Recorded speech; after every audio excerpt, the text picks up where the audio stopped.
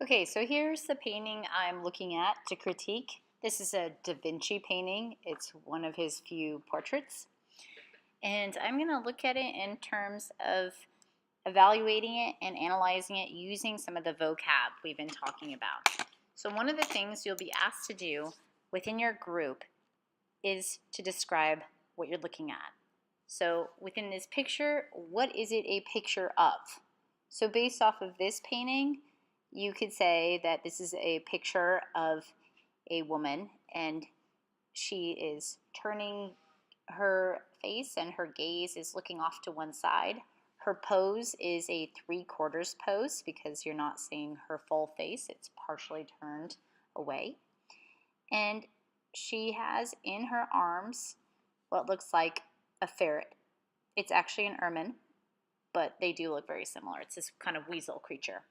And it looks like she's gently holding on to that pet, to that creature. She's dressed in what looks like elegant clothing, so she looks like she's wealthy. She's got some really nice jewelry and necklace, some embroidery going on her top part of her bodice right there. The background is really dark, but she's pretty illuminated. Okay, so that's good enough for the description. You can go into talking about the light source. So let's look at where light source is coming from. So based off of this picture, it looks like there's a light source from above to the right that's shining down on her, kind of like a spotlight. It's kind of striking the top part of her head, her forehead the most, and then kind of fading. It's also hitting what looks like her right hand, the one that's petting the weasel pet. The pet is also partially illuminated too. Okay, so the next thing you're going to answer is what's the value hierarchy within the piece? And looking at this piece, the darkest value is reserved for the background. That is a really true, intense value. It's a true black. There are some darker values within her too. So along her bodice, the top line of her bodice, there's a shadow underneath her hand, the hand that's petting the ermine, and that's pretty dark.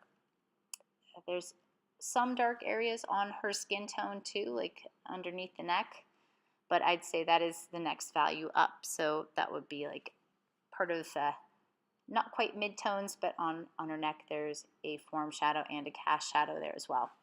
So that would be the next value.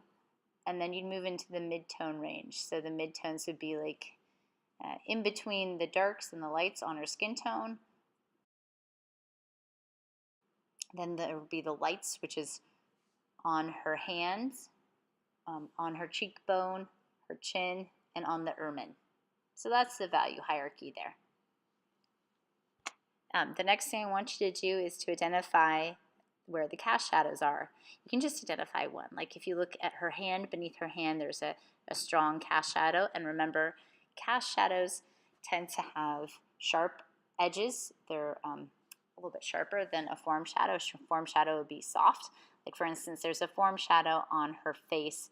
It's on her cheekbone. As her face turns away from the light, it turns into a form shadow, which then turns into a cast shadow that's on her neck. And where does the artist use highlights? So look at there closely. Where is there a highlight? Well, there's a highlight near her mouth, the side of the mouth that's closest to us. There's a highlight on her cheekbone. There's a highlight on her forehead. Highlight on her hand that's petting the ermine. And then there's a highlight on the ermine itself. So highlight just means the brightest point of white. Doesn't necessarily mean it's flashing white. Like in an eye, you'd see a highlight there. Doesn't necessarily mean that.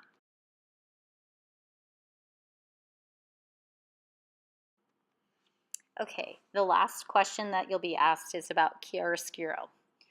Is this artist using chiaroscuro? And the answer is yes. And you want to be able to explain why this artist is using chiaroscuro. Well, it's because the form looks 3D. It looks believable. The form being the girl and the ermine, they don't look flat. They look like they're kind of popping out at you. So whenever you have something that's popping out that looks like it's 3D modeling, It's chiaroscuro, especially the fact that the background is so dark, but the lights are so intense or so bright. There's a contrast between the darks and the lights that you really want to get. So yes, this artist is definitely using chiaroscuro.